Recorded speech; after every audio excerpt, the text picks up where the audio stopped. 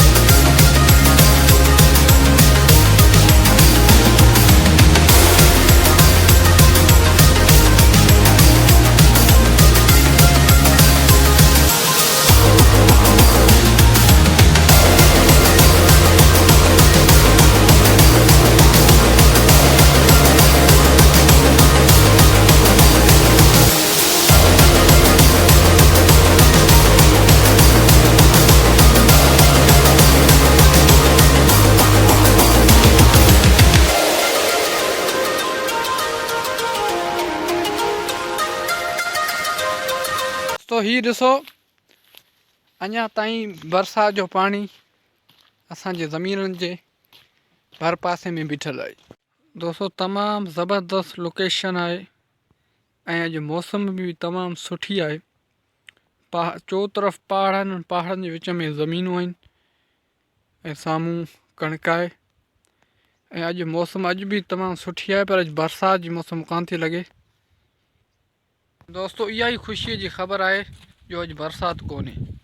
ऐं दोस्तों, मां तव्हां सभिनी खे गुज़ारिश कंदुसि, जेके बि हिन वक़्तु मुंहिंजे हिन वीडियो खे ॾिसी रहिया आहिनि, त मुंहिंजे चैनल खे सब्सक्राइब करे छॾिजो ऐं बेल आइकन खे ज़रूरु दॿाए छॾिजो, त जीअं अॻियां फ्यूचर में बि तव्हांखे हिन क़िस्म जा व्लॉग मिलंदा रहनि।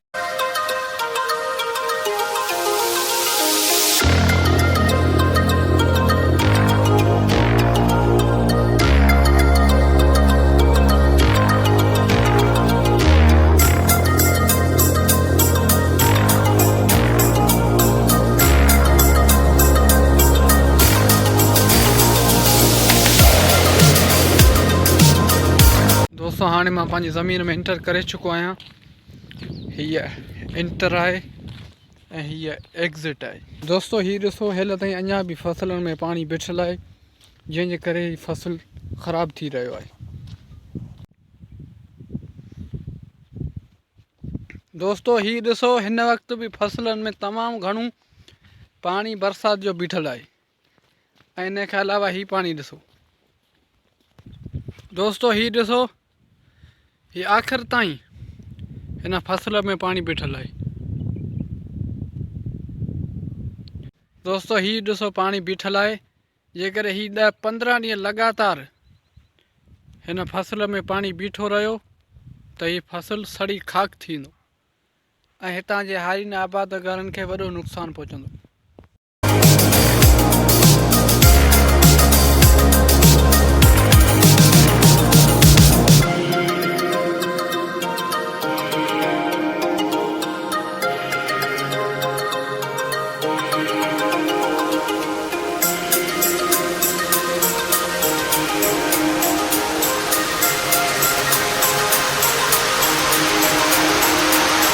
दोस्तों, ही फसल ॾिसो, जेको हिन वक़्तु सभु पाणीअ में आहे।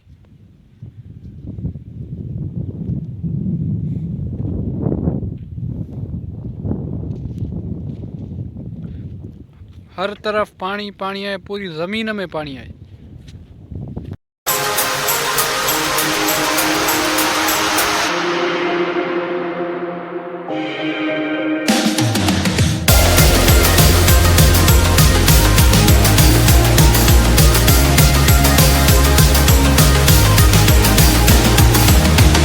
दोस्तों जेको बरसात जो पानी हुयो ऐं जेको बरसात नुक़सानु कयो उहो मूं तव्हांखे पूरो ॾेखारण जी कोशिशि कई ऐं तव्हां वीडियो ॾिठो। दोस्तों हिन वीडियो खे लाइक कंदा ऐं वीडियो खे अॻियां शेयर कयो ऐं दोस्तों मुंहिंजे चैनल खे ज़रूरु सब्सक्राइब कयो त जीअं हिन क़िस्म जा वधीक वीडियो तव्हांखे अॻियां मिली सघनि। अञा बि मां हिन क़िस्म जा व्लॉग ठाहींदुसि ऐं ॻोठण जी ज़िंदगी ते मां व्लॉग ठाहींदुसि त ॻोठ जा माण्हू विलेज जा माण्हू कीअं था ज़िंदगी गुज़ारी। ऐं दोस्तों हाणे मिलूं था नेक्स्ट वीडियो में, नेक्स्ट व्लॉग में। तेसिताईं पंहिंजे दोस्त कमर ज़मान हमारे थींदा इजाज़त। अल्लाह हाफ़िज़।